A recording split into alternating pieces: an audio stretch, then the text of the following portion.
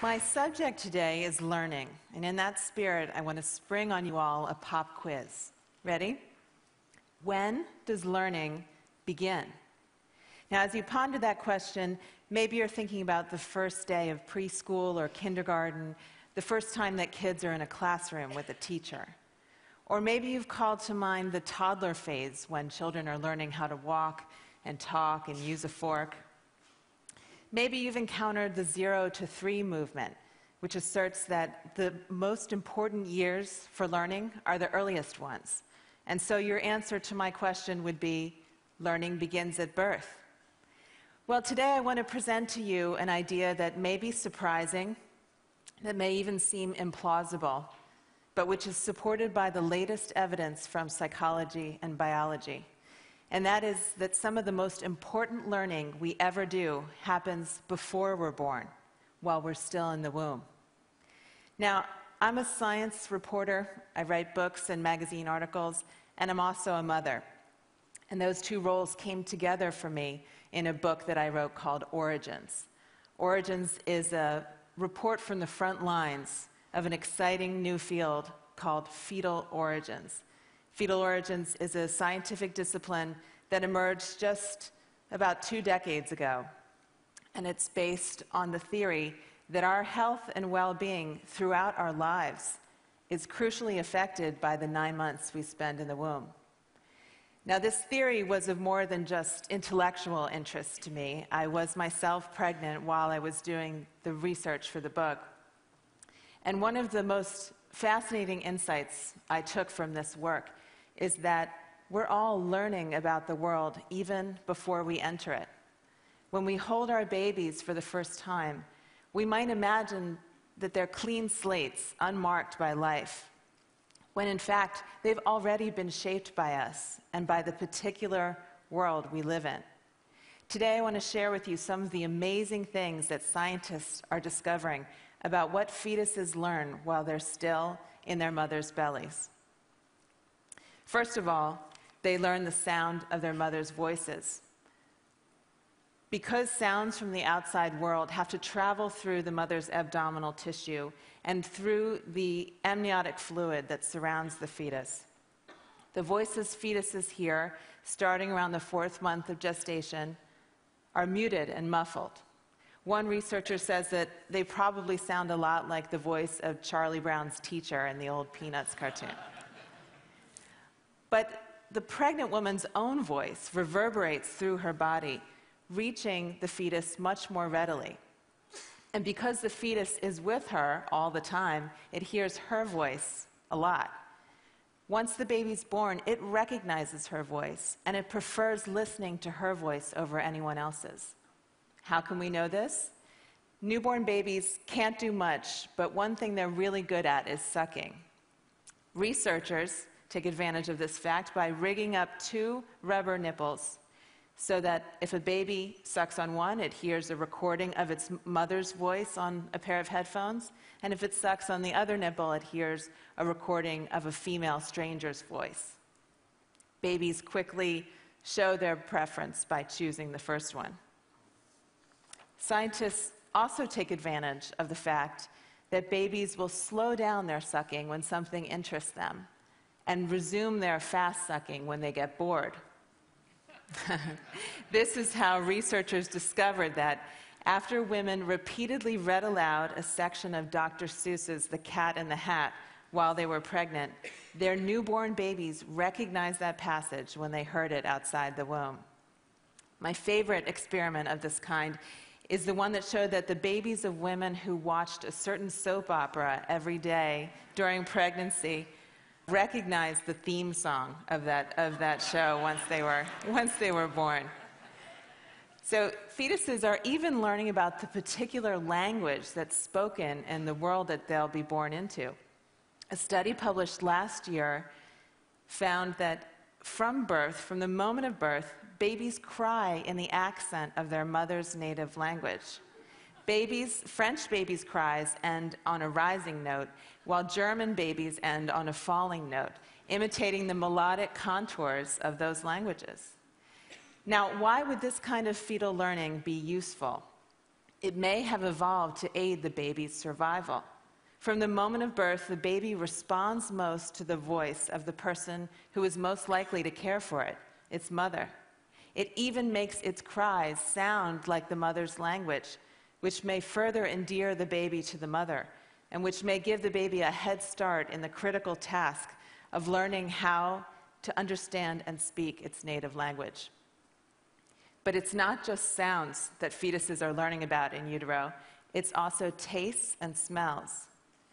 By 7 months of gestation, the fetus's taste buds are fully developed, and its olfactory receptors, which allow it to smell, are functioning.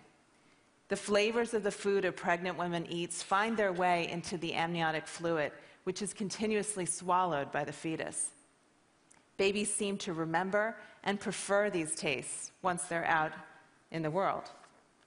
In one experiment, a group of pregnant women was asked to drink a lot of carrot juice during their 3rd trimester of pregnancy, while another group of pregnant women, drank only water. 6 months later, the women's infants were offered cereal mixed with carrot juice, and their facial expressions were observed while they ate it. The offspring of the carrot juice drinking women ate more carrot-flavored cereal, and from the looks of it, they seemed to enjoy it more.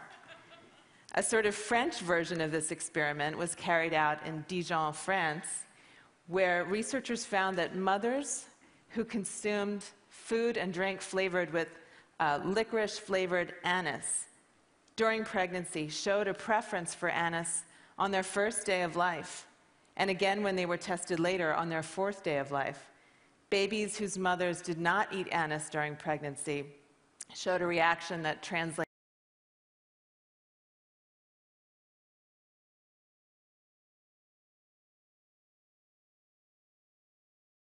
yuck. What this means is that fetuses are effectively being taught by their mothers about what is safe and good to eat. Fetuses are also being taught about the particular culture that they'll be joining through one of culture's most powerful expressions, which is food. They're being introduced to the characteristic flavors and spices of their culture's cuisine even before birth. Now, it turns out that fetuses are learning even bigger lessons. But before I get to that, I want to address something that you may be wondering about. The notion of fetal learning may conjure up for you attempts to enrich the fetus, like playing Mozart through headphones placed on a pregnant belly. But actually, the 9-month-long process of molding and shaping that goes on in the womb is a lot more visceral and consequential than that. Much of what a pregnant woman encounters in her daily life, the air she breathes, the food and drink she consumes, the chemicals she's exposed to, even the emotions she feels, are shared in some fashion with her fetus. They make up a mix of influences as individual and idiosyncratic as the woman herself. The fetus incorporates these offerings into its own body, makes them part of its flesh and blood. And often it does something more. It treats these maternal contributions as information, as what I like to call biological postcards from the world outside. So what a fetus is learning about in utero is not Mozart's magic flute, but answers to questions much more critical to its survival. Will it be born into a world of abundance or scarcity? Will it be safe and protected, or will it face constant dangers and threats? Will it live a long, fruitful life or a short, harried one? The pregnant woman's diet and stress level, in particular, provide important clues to prevailing conditions, like a finger lifted to the wind. The resulting tuning and tweaking of a fetus's brain and other organs are part of what give us humans our enormous flexibility, our ability to thrive in a huge variety of environments, from the country to the city, from the tundra to the desert. To conclude, I want to tell you 2 stories about how mothers teach their children about the world even before they're born. In the autumn of 1944, the darkest days of World War II, German troops blockaded Western Holland, turning away all shipments of food. The opening of the Nazis' siege was followed by one of the harshest winters in decades, So cold, the water in the canals froze solid. Soon food became scarce, with many Dutch surviving on just 500 calories a day, a quarter of what they consumed before the war. As weeks of deprivation stretched into months, some resorted to eating tulip bulbs. By the beginning of May, the nation's carefully rationed food reserve was completely exhausted. The specter of mass starvation loomed. And then, on May 5th, 1945, the siege came to a sudden end when Holland was liberated by the Allies. The hunger winter, as it came to be known, killed some 10,000 people and weakened thousands more.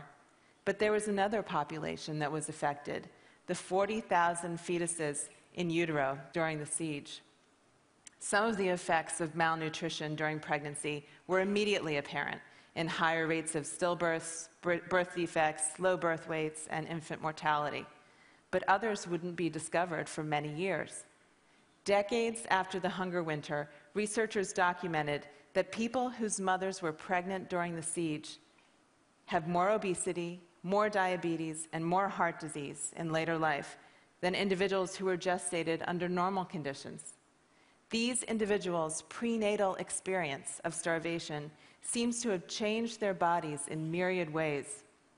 They have higher blood pressure, poorer cholesterol profiles, and reduced glucose tolerance, a precursor of diabetes. Why would undernutrition in the womb result in disease later? One explanation is that fetuses are making the best of a bad situation.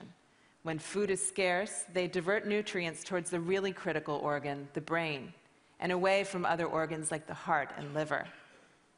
This keeps the fetus alive in the short term, but the bill comes due later on in life when those other organs, deprived early on, become more susceptible to disease. But that may not be all that's going on. It seems that fetuses are taking cues from the intrauterine environment and tailoring their physiology accordingly. They're preparing themselves for the kind of world they will encounter on the other side of the womb. The fetus adjusts its metabolism and other physiological processes in anticipation of the environment that awaits it. And the basis of the fetus's prediction is what its mother eats. The meals a pregnant woman consumes constitute a kind of story, a fairy tale of abundance or a grim chronicle of deprivation. This story imparts information that the fetus uses to organize its body and its systems, an adaptation to prevailing circumstances that facilitates its future survival. Faced with severely limited resources, a smaller-sized child with reduced energy requirements will, in fact, have a better chance of living to adulthood. The real trouble comes when pregnant women are, in a sense, unreliable narrators, when fetuses are led to expect a world of scarcity and are born instead into a world of plenty. This is what happened to the children of the Dutch hunger winter, and their higher rates of obesity, diabetes, and heart disease are the result. Bodies that were built to hang on to every calorie found themselves swimming in the superfluous calories of the post-war Western diet. The world they had learned about while in utero was not the same as the world into which they were born. Here's another story. At 8:46 a.m. on September 11th, 2001, there were tens of thousands of people in the vicinity of the World Trade Center in New York. Commuters spilling off trains, waitresses setting tables for the morning rush, brokers already working the phones on Wall Street. 1,700 of these people were pregnant women.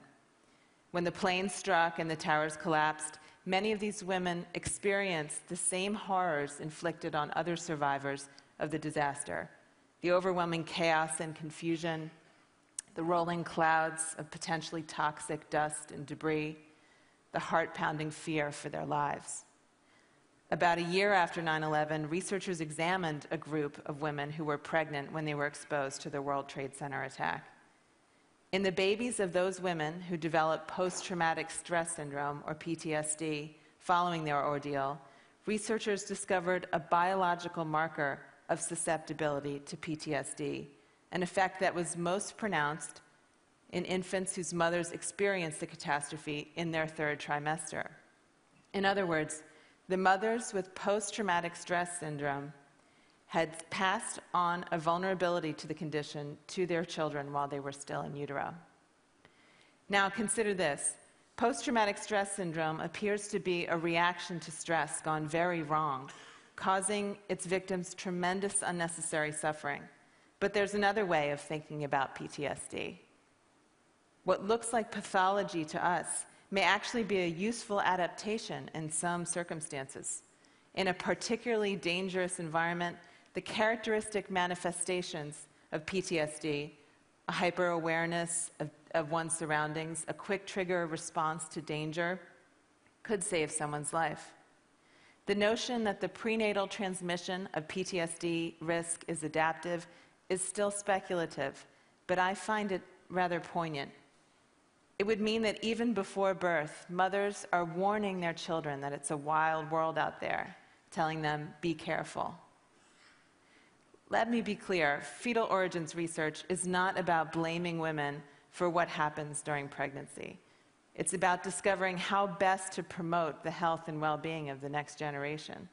That important effort must include a focus on what fetuses learn during the 9 months they spend in the womb. Learning is one of life's most essential activities, and it begins much earlier than we ever imagined. Thank you.